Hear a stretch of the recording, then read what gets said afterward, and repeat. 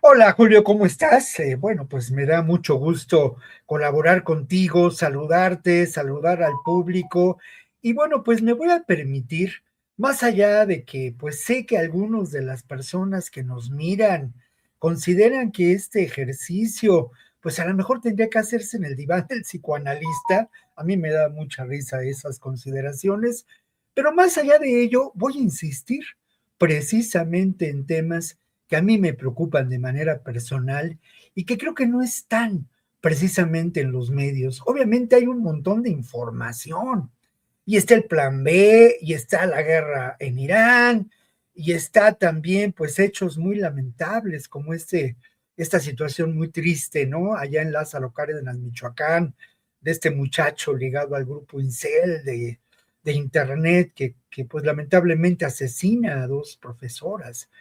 Pero me voy a atrever a hablar de lo que me parece importante y que los medios tendríamos que poner la mira en estos temas, teníamos que dedicarle más a estos temas y menos a ese impacto mediático, porque no hay que olvidar que el periodismo que se hace en muchas partes del mundo, pues tiene un origen en donde no se pretendía informar ni generar reflexión, ni mucho menos se procuraba vender ese periodismo con una filiación amarillista generado en Estados Unidos. Y creo que nos debemos apartar de ese ruido mediático. Y voy a intentar hacerlo con un par de propuestas que comparto contigo y con las personas que nos miran en esta noche. La primera de ellas es pues la reflexión filosófica de Enrique Dussel. Enrique Dussel es, me parece, uno de los filósofos más importantes de la segunda mitad del siglo XX y lo es porque al final de cuentas construye todo un sistema, todo un aparato filosófico que él llama filosofía de la liberación. Y eso es, y esto lo traigo a cuento porque en la Cineteca Nacional, a lo largo de este par de semanas, se exhibe un documental que no tiene pierde y que me parece que en algún momento tendría que haber sido la de 8 y no toda esta información en donde pues se busca el impacto mediático, el golpeo político, en fin. Y bueno, el documental, ahora sí que en su nombre, lleva su contenido, mi querido Julio. La filosofía es un don para un mundo sin sentido. Y es de Cecilia Fiel. Cecilia Fiel, guionista, camarógrafa, pues bueno, es quien armó este documental. Y ella también tiene una sólida formación filosófica.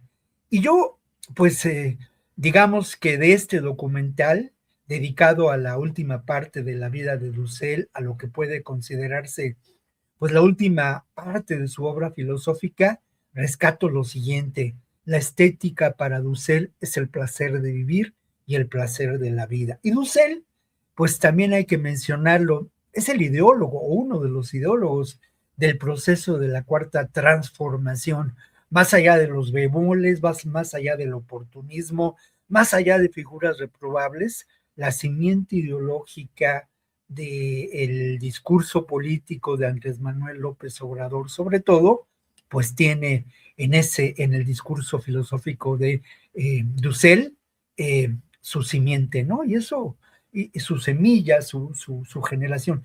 Y eso me parece importante. Pero también, pues estamos de cara a la Semana Santa y creo que hay otro tema que valdría la pena destacar. Y se trata de otro documental que de alguna manera este ejercicio de documentar estas realidades, de trabajar con estos personajes, nos deberían permitir a todos dar contexto a esta realidad y entender estas motivaciones francamente deleznables de Trump con sus discursos, con su ese ir y venir sobre el tema de la guerra, estas veleidades que en el fondo son estrategias para beneficiar a quienes tienen información privilegiada y pueden apostar en la bolsa a mayores recursos sobre el petróleo y sobre la guerra. Eso es de fondo, pero eso hay que entenderlo a partir precisamente de este trabajo de reflexión, de este trabajo de contextualización que me parece que muy pocos medios en México y en el mundo realizan. Y creo que es ahí el ejercicio verdaderamente periodístico y no el ejercicio de los youtuberos y el impacto de los medios, sobre todo aquellos medios, pues eso, ¿no? Que buscan sobre todo el golpe político, en fin. Pero bueno, voy a hablar también del Obispo Rojo, de cara a la Semana Santa, un documental, pues de verdad impresionante de Francesco Taboada. Ese documental se estrenará el próximo 9 de abril, muy pronto, y aborda, pues, ¿qué será? Esa transformación política que vivió Sergio Méndez Arceo en los años 60 en la diócesis de Cuernavaca.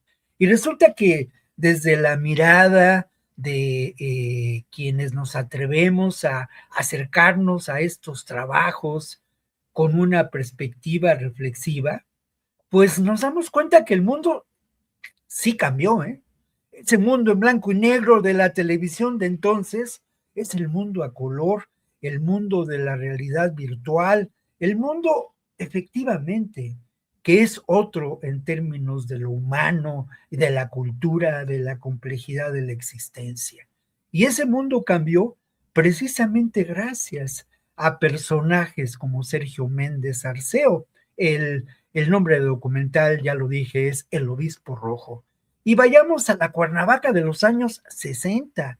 Y en esa Cuernavaca de los años 60 nos encontraremos uno de los focos nodales de esa transformación de lo humano. Sí, tiene que ver con elementos de la propia liturgia, de la iglesia, de la teología de la liberación, de lo que después fue la teología de la liberación.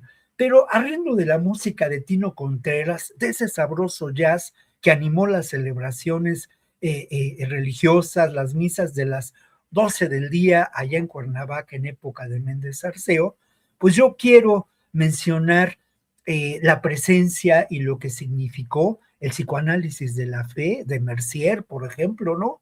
En esa diócesis de Cuernavaca, auspiciada por Méndez Arceo, un príncipe de la iglesia que se transformó en pueblo y trabajó para el pueblo y con el pueblo. Y obviamente, pues en cuanto se pudo, fue excluido de una manera real de la iglesia católica, que realmente en un momento ese carácter progresista, pues lo ha dejado atrás. Pero ¿qué otras aportaciones se dan en la época de Méndez Arceo? Pues es la época en donde pues la guerrilla en México crece, en donde también hay focos de disidencia social muy importantes en todo el continente.